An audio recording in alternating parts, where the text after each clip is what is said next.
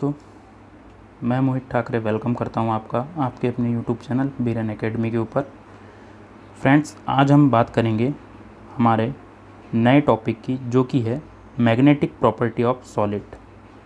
तो दोस्तों, जैसे कि हमने क्लास 11th में पढ़ लिया है कि जो मैग्नेटिक प्रॉपर्टी जो हमने क्लास 11th में पढ़ी वो बेसिक दो टाइप की थी, जिसमें पहला था डाईमैग्नेटिक और दूसरा था पैरामैग्नेटिक।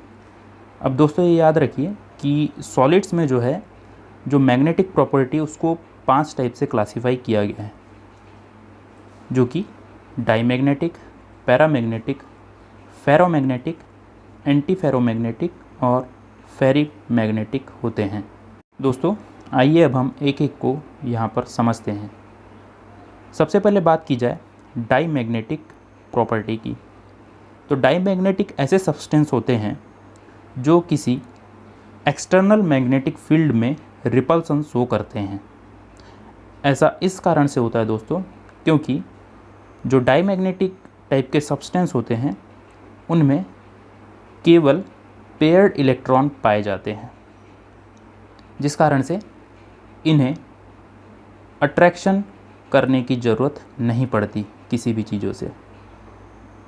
इसके कुछ कॉमन एग्जाम्पल हैं NaCl, जिंक और टाइटेनियम ऑक्साइड TiO2। इसको याद रखने के लिए हमने एक ट्रिक भी दिया हुआ है, जिसे ब्रैकेट में लिखा है PD से मतलब ये हमारा कि अगर से पेयर्ड इलेक्ट्रॉन हैं तो ये जो शो करेंगे ये डाईमैग्नेटिक टाइप का नेचर शो करेंगे। आगे TiO2 का एग्जाम्पल आप याद रखिए, क्योंकि ये एग्ज़ाम्स में पूछा गया है कि TiO2 किस टाइप की मैग्नेटिक प्रॉपर्टी शो करता है। अगले मैग्नेटिक सब्सटेंस की हम बात करें तो ये होते हैं पैरामैग्नेटिक सब्सटेंस। इस टाइप के सब्सटेंस वो होते हैं जो वीकली अट्रैक्ट होते हैं किसी एक्सटर्नल मैग्नेटिक फील्ड में।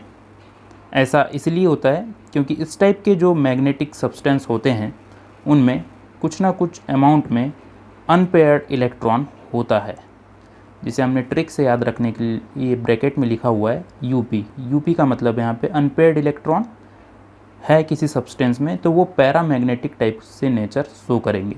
इसके कुछ कॉमन एग्जांपल हैं, जिसमें कॉपर, CuO, TiO, याद रखना यहाँ पे TiO है, O2 नहीं है, और कॉपर आयन।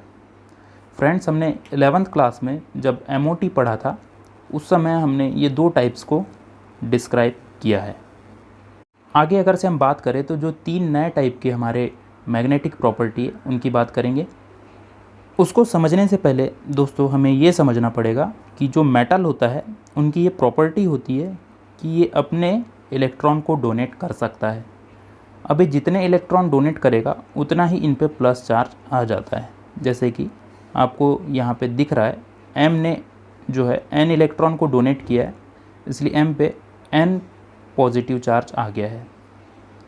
अब इस टाइप के जो मेटल जो हैं जिन्हें इलेक्ट्रॉन डोनेट कर दिया है, इनमें फर्दर प्रोटॉन और इलेक्ट्रॉन पाए जाते हैं और ये अपने ओरिजिनल स्टेट में एक फ्री फॉर्म में अरेंज रहते हैं। इसी अरेंजमेंट को हम डोमेन नाम से जानते हैं। जब इस डोमेन के ऊपर हम किसी टाइप का एक्सटर्नल फोर्स अप्लाई करते हैं, जैसे कि वो इलेक्ट्रिक फील्ड, मतलब इस डोमेन को हमने बैटरी से कनेक्ट कर दिया या किसी मैग्नेटिक फील्ड के प्रेजेंस में हमने इस डोमेन को रख दिया, तो ऐसे में ये जो डोमेन है एक स्पेसिफिक अरेंजमेंट यहाँ पर देते हैं और इन्हीं स्पेसिफिक अरेंजमेंट के बेसिस पर जो सब्सटेंस है उन्हें 3 पार्ट्स में डिवाइड किया गया है, जो है फेरोमैग्नेटिक, एंटी फेरोमैग्नेटिक और फेरीमैग्नेटिक। तो चलिए सबसे पहले हम यहाँ पे समझते हैं फेरोमैग्नेटिक सब्सटेंस को। ये जो सब्सटेंस होते हैं ये स्ट्रांगली अट्रैक्टेड होते हैं किसी भी मैग्नेटिक फील्ड में, ये चीज़ को आप याद रखिए। और इनको अगर से हम स्पेशल ट्रीटमेंट दें, ऐसे सब्सटेंस को अगर से हम स्पेशल ट्रीटमेंट दें तो ये खुद भी एक मैग्नेट के जैसे एक्ट करने लगते हैं। जैसे कि एग्जांपल के लिए अगर से आप किसी लोहे की कील को एक मैग्नेट से जोड़े रखते हैं और इसके दूसरे सिरे से आप किसी दूसरे मैग्नेटिक सब्सटेंस को अट्रैक्ट करना चाहे तो यहाँ पर ये पॉसिबल है।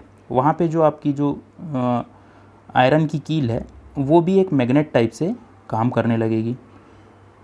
यहाँ पर जो डोमेन का अरेंजमेंट होता है ये एक ही डायरेक्शन में होता है और इसी कारण से यहाँ पर डाइपोल मोमेंट भी जो मिलता है हमको वो मैक्सिमम मिलता है। जैसे कि हमको डायग्राम में दिख रहा है डोमेन का अरेंजमेंट, जहाँ पे पॉजिटिव पॉजिटिव सारे एक साइड एक डायरेक्शन में डिपॉजिट हो गए हैं और नेगेटिव सारे दूसरी डायरेक्शन में। या नीचे जो दूसरे बॉक्स में जो एरो बने दिख रहे हैं वो ये इंडिकेट कर रहा है कि यहाँ पे जो डोमेन की डायरेक्शन है वो एक ही डायरेक्शन में है। सारे जो डोमेन अरेंज है वो एक ही डायरेक्शन में है। इनके कुछ कॉमन एग्जांपल हैं, ये है फेरस मतलब आयरन, कोबाल्ट, निकेल और क्रोमियम ऑक्साइड। अगली बात की जाए तो अगले टाइप के हमारे जो सब्सटेंस है वो है एंटी फेरोमैग्नेटिक सब्सटेंस। ऐसे सब्सटेंस जहाँ पर जो मैग्नेटिक मूवमेंट का अरेंजमेंट होगा वो कंपेंसेंट्री वे में होगा। आगे इस अरेंजमेंट को अगर से हम डायग्राम में समझें तो यहाँ पर हो रहा ये है, जैसे कि आपको ब्लू बॉक्सेस में दिख रहे हैं, पहला जो डोमेन दिख रहा है वहाँ पे पॉजिटिव ऊपर है नेगेटिव नीचे, उसके बाद वाले डोमेन में नेगेटिव ऊपर हुआ पॉजिटिव नीचे, फिर पॉजिटिव ऊपर देन नेगेटिव दूसरी डायरेक्शन में, और फिर जस्ट इसी की अपोजिट डायरेक्शन में अगला डोमेन है। नीचे एरो के फॉर्म में देखें तो एक जो एरो ऊपर बना दिख रहा है हमें, दूसरा नीचे बना दिख रहा है, तीसरा फिर से ऊपर और चौथा फिर से नीचे। इस कारण से ये एक दूसरे के इफ़ेक्ट को यहाँ पर हर एक डोमेन कैंसिल करते जाता है।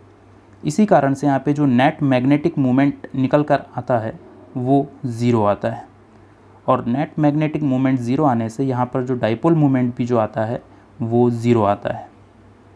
दोस्तों इसके कुछ कॉमन से एग्जांपल्स हैं, वो है MnO। यहाँ पर इस एग्जांपल्स को आप ध्यान से याद रख लीजिए क्योंकि एग्ज़ाम में डायरेक्ट आपसे क्वेश्चन पूछा गया है कि MnO किस टाइप का मैग्नेटिक नेचर शो करता है। तो ये कुछ कॉमन से एग्जांपल हैं। दोस्तों आप इन एग्जांपल्स को बहुत अच्छे से याद कर लें क्योंकि ये डायरेक्ट एग्ज़ाम में आपसे पूछे जाते हैं। अगली हम बात करें तो अगले टाइप के जो मैग्नेटिक सब्सटेंस है या मैग्नेटिक प्रॉपर्टी हमारी वो है फेरी मैग्नेटिक। यहाँ पर होता ये है कि जो डोमेन का अरेंजमेंट होता है वो पैरेलल और एंटी पैरेलल वे में अरेंजमेंट होता है। बट ये जो अरेंजमेंट होता है पैरेलल और अनपैरेलल का, ये एक अनइक्वल नंबर से होता है, जिसके कारण कुछ जो यहाँ पर हमारे डोमेन है ये एक दूसरे को कैंसिल कर लेते हैं, लेकिन कुछ जो हैं यहाँ पर कैंसल आउट नहीं हो पाते हैं। इस कारण से यहाँ पे कुछ ना कुछ एक मैग्नेटिक मूवमेंट देखने को मिलता है, और जो हमारा मैग्नेटिक मूवमेंट है वो नॉट इक्वल टू ज़ीरो निकल के आता है। बट यहाँ पे एक चीज़ याद रखना, यहाँ पे जो मैग्नेटिक मूवमेंट या मैग्नेटिक पावर जो होगा वो फेरोमैग्नेटिक से कम होगा। और क्योंकि मैग्नेटिक मूवमेंट जो है हमारा नॉट इक्वल टू ज़ीरो आ रहा है, यहाँ पर डाइपोल मूवमेंट भी जो है वो भी नॉट इक्वल टू ज़ीरो आती है। जैसे कि हम लोग को डायग्राम में दिख रहा है, पहले के दो डोमेन में पॉजिटिव ऊपर और नेगेटिव नीचे है, फिर अगले एरो में दिख रहा है, अगले डोमेन में दिख रहा है नेगेटिव नीचे है, सॉरी ऊपर है, और पॉजिटिव ऊपर हो गया, सॉरी नीचे हो गया। फिर अगला डोमेन की दो डोमेन कंटिन्यू देखें तो फिर से हमें पॉजिटिव पॉजिटिव ऊपर, नेगेटिव नेगेटिव नीचे। फिर अगले डोमेन में हो रहा ये है कि यहाँ पे फिर से ये अपोजिट डायरेक्शन में एरो के फॉर्म में देख रहे हैं तो दो डोमेन ऊपर फिर एक डोमेन नीचे, दो डोमेन ऊपर एक नीचे, यानी एक अनइक्वल वे में ये अरेंजमेंट हो रहे हैं। कुछ जो हो रहे हैं कैंसिल हो जा रहे हैं और कुछ जो हो रहे हैं वो कैंसिल नहीं हो रहे हैं। इस टाइप का अरेंजमेंट जिस भी डोमेन में हमको जिस भी सब्सटेंस में देखने को मिलता है ये कहलाते हैं फेरी मैग्नेटिक सब्सटेंस। इसके कुछ कॉमन से एग्जांपल हैं, वो है Fe3O4, Mg Fe2O4, Zn Fe2O4। यहाँ पर Fe3O4 के बारे में एग्ज़ाम में क्वेश्चन में पूछा गया है। तो दोस्तों ये था हमारा लेक्चर जो कि डिपेंड था मैग्नेटिक प्रॉपर्टी ऑफ सॉलिड के ऊपर। अगर से वीडियो पसंद आया तो वीडियो को लाइक ज़रूर करें, फ्रेंड्स के साथ शेयर करें, चैनल को सब्सक्राइब करना ना भूलें। Thank you so much.